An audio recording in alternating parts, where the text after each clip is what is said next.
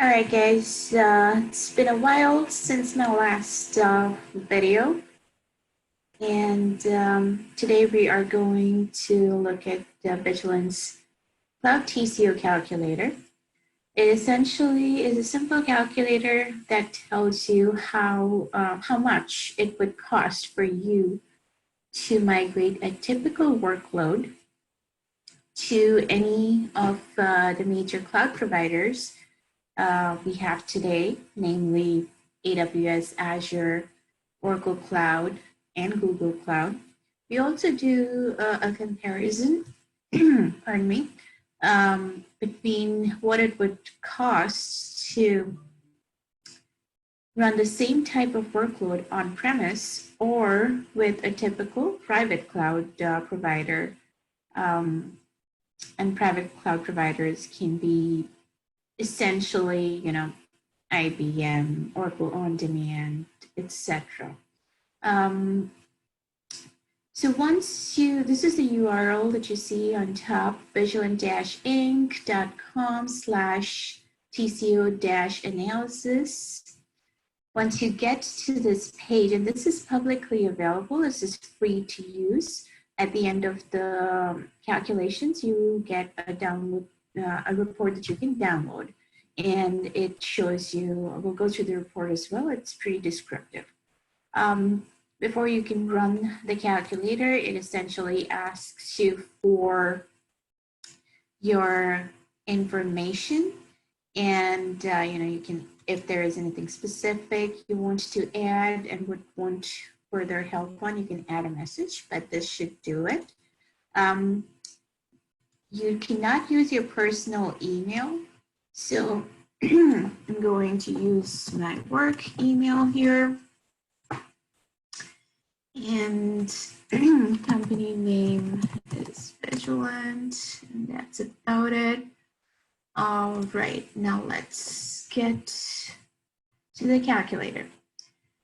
So let's say, there are some default values that you see here. Let's keep it simple. Let's say the number of cores, one core is equal to 2 vCPUs, 2 virtual CPUs, so keep that in mind. So let's say we're just doing 10 cores. 10 cores, amount of storage. How much storage do we need? Let's say we need 1024 GB, that's 1 terabyte of storage. Amount of data for backup. How much of the storage do we want to back up? Let's say 50% of it is production storage, and we want to back that up. So 512 GB, that's half terabyte. How many Windows licenses do we need? Say there are 2 Windows licenses that we need, 2 servers that are 1 for each, and we need 2 Windows licenses. VPN tunnels. What are VPN tunnels? VPN tunnels are essentially site-to-site connectivity from your on-premise to your cloud provider, or if you have multiple plant locations, you want to connect to the cloud directly instead of connecting to your HQ, you can have site-to-site connectivity from your plant locations to your cloud provider. Another use case for VPN tunnels is if you are using multiple clouds, say you have presence in AWS and Azure, and you want to connect between AWS and Azure. There again, you will use VPN tunnels. VPN tunnels are the simplest and the cheapest way of providing connectivity. There are obviously other methods like direct connect, MPLS, lease lines, etc., but those are more expensive and takes quite a bit of effort to get those up and running. VPN tunnels are the easiest and the cheapest and the quickest to connect to cloud providers or your on-prem to your cloud provider. All right, so let's see. Now we have built these simple line items, and let's click on calculate, and it's doing the calculation right now. And there you are. So there are obviously some assumptions that go into the calculation. For instance, we are calculating your total cost of ownership for a term of 3 years. Like I said, we are comparing between on-premise, what would it take to run this workload on-premise, what would it take to run a elite private cloud, what would it take to run it on Oracle Cloud, AWS, Azure, and Google Cloud. Now you can see we're doing it for a term of 3 years. Total server costs for on-premise for the total of 3 years. All these numbers are totals of 3 years, okay? So for your on-premise, you can see it can cost you about $20,000 for the total of 3 years. For a private cloud, because they give you a lot more bells and whistles and do a lot of managed services for you, it is obviously a higher cost, but you are getting a superior service. Oracle Cloud, which is essentially you're managing it yourself, but instead of hosting on-premise, you're now hosting on your cloud providers. So you can see that Oracle Cloud is significantly cheaper between your public cloud vendors when it comes to just your server cost. So this is the reason for this is because Oracle Cloud was late to the cloud game. So they needed something compelling price-wise for them to become a player, and which is why you see this price difference between the major cloud providers. It doesn't compromise in performance. Oracle Cloud actually has the best price performance when it comes to compute and storage performance, but the only reason is because they wanted a market edge that you see the huge price difference here. Storage costs is pretty much comparable. Google Cloud is still refining its solution and packaging, so you'll gradually see these numbers come down. But for now, this is what it is, and you can see on storage front as well, there are significant savings to be had between hosting it on premise and on your cloud providers. All of your cloud providers, the major ones, Oracle Cloud, AWS, and Azure, are cheaper than your on-premise storage costs. And obviously with the cloud, you also have the ability to scale up or scale down. So that's an added benefit. On-premise, you're pretty much locked into what you purchase every 3 or 4 years. Then archive cost essentially is anything that you put away, say on storage like tape, say yearly backups or even monthly backups that you want to store for the rest of the year. Anything which has longer retention period and does not need to have quick retrieval can go into your archive storage. Usually it is a tape type storage. Those are your cheapest. On private cloud, as you can see, most of that storage cost gets bundled in your server cost, which is why you see $0 here for your archive and backup. For Oracle Cloud, those are piecemeal. For all the other cloud providers, it's piecemeal. So simple archive cost for your tape backup on premise, you're looking at around 8,000. Compare that to Oracle Cloud, it's a quarter. Again, Oracle Cloud is cheaper than AWS in Google Cloud, but Azure is by far the cheapest when it comes to long-term archive storage on public clouds.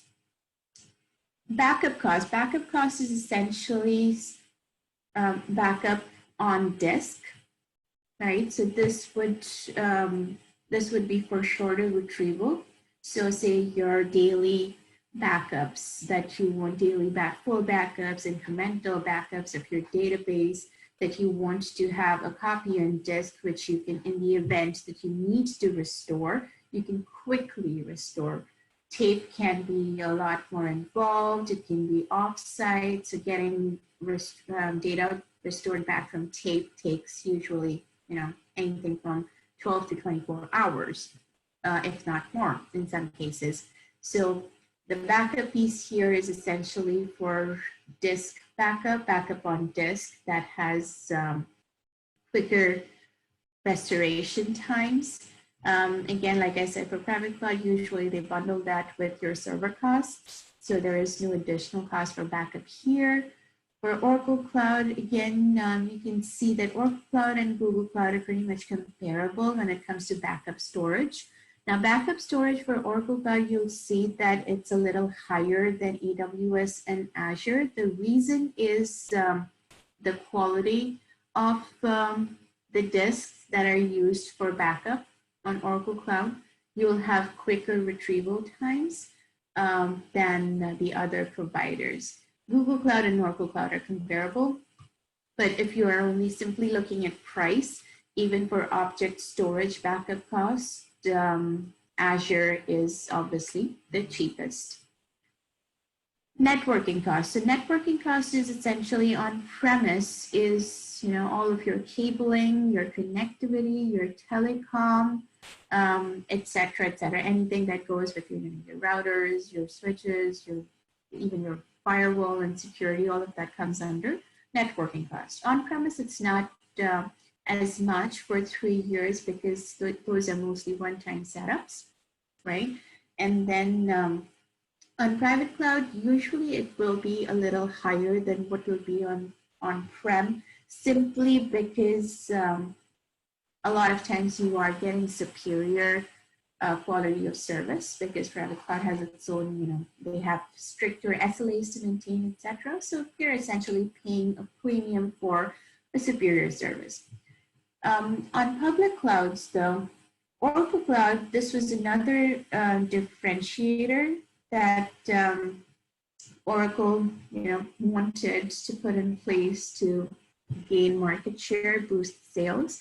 Oracle doesn't charge you for your networking pieces, mainly for your VPN tunnels. They don't charge you for outbound egress up to 10 terabytes, which is significant when you compare those numbers with your other public cloud vendors. Now, what is egress? Egress is essentially taking data out of your cloud provider, right? So taking data out of your cloud provider, say I have an Oracle database, or I have a SQL Server database, or any sort of data mart sitting in one of these clouds, right? One of these cloud providers, and I need to create a copy of that data on premise. So I have to take data out of these cloud provider data centers.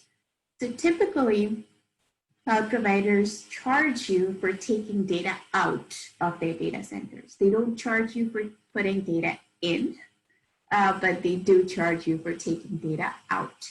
So for this comparison, the calculation that we have done here, we are looking at what does it take to take 10 terabytes of data out of our public cloud vendors. So if I want to take 10 terabytes of data out, this is what it's going to cost me.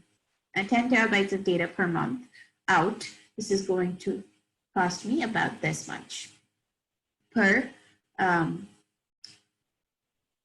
3 years. For Oracle Cloud, again, this is a differentiator. Up to 10 terabytes, they don't charge you at all. And even after 10 terabytes, what Oracle charges you is significantly cheaper than the others. So again, the server costs and the networking costs, these are two big differentiators and cost savers, and affects your bottom line right here between Oracle Cloud and the others. Then let's look at OS software costs. So OS software costs you see populated here because I put in 2 licenses for Windows. Now, obviously for Windows, this is a one-time, essentially a one-time cost in yearly support renewals for your on-premise. Then you have your private cloud is cheaper because essentially you're renting it. So it's more of a CapEx versus OpEx difference here. Then Oracle Cloud, same thing. It recently went up because Microsoft did a market adjustment for their Windows licensing. So it actually quadrupled from what Microsoft was charging before which is why we see a decent amount of increase here. AWS and Azure both include their Windows costs in the server costs. That's why you don't see a separate line item of cost here. For Google Cloud is usually the same as Oracle Cloud. Surprisingly, Google Cloud pricing did not change for Windows. Perhaps it's yet to be announced, but we can expect probably a rise here as well. Now, virtualization costs. Virtualization is essentially your hypervisor costs. So if you want to use any sort of virtualization, whether it's Hyper-V, VMware, Oracle VM, right, you have to pay virtualization licenses. So let's take VMware for an example. Say on premise you're using VMware licensing. This is for running 10 cores worth of virtualization. This is what you're looking at over a 3-year time period. Private cloud again includes that in their server costs, so you don't see a value here. Same thing goes for all of your public cloud vendors. These are essentially, we are considering virtual machine shapes. So your virtual machine costs, virtualization cost is already included. That's why you don't see a separate cost here. Same thing with DC. DC is essentially your data center space costs, right? So renting your data center, or even if you own it, there's some sort of depreciation, or there's some, the power costs, cooling costs, etc., that you are paying per month and per year, and that totals to about $26K for a period of 3 years. Just by the nature of how cloud providers work, that is bundled, all of that is bundled into your server costs. That's why you don't see a separate line item here. And one thing to keep in mind, running your data center will always be more expensive than even going to, say, an elite private cloud, just because you're getting economies of scale. Of course, you're losing control, some bit of control, but you're gaining a lot more in cost optimization and just lower maintenance. So it definitely pays off. So if we look at the bottom line, so your total cost of ownership for 3 years for running the exact same workload with comparable performance, if not the exact same performance, this is what it would cost you over 3 years. 121K if you're running it on premise, doing everything on your own. Private cloud, around 100K, you're still saving 20K. Oracle Cloud by far is the cheapest, like I said, just because they needed an edge, because they were the second movers in the market space for cloud computing. AWS and Azure are pretty comparable. Google Cloud is getting there right now. They are, I think, working on creating a better sales solution for the end customer. So we expect to see prices here, reduction here. But at this moment in time, today is 12th of May, 2020, as you can see, and this is what we are looking at. Now, once you've seen the synopsis, you also have the ability to download your detailed report. The detailed report actually gives you a lot of information. It will give you essentially what you entered. So these highlighted green fields is what you entered, right? 10 cores, a terabyte of storage, 512 GB for backup, etc. Number of licenses, Windows licenses 2, VPN tunnels 2, and the ones that are not highlighted are essentially assumptions. And then it shows you the synopsis that we just saw, and then it goes into the calculation details. So how exactly did we come up with this number? So it'll give you all of the detailed calculations so you can verify on your own. This is completely transparent. And then it also tells you what are some of the assumptions. For instance, we're only considering virtual workloads here. We're considering, each server has like 2 cores.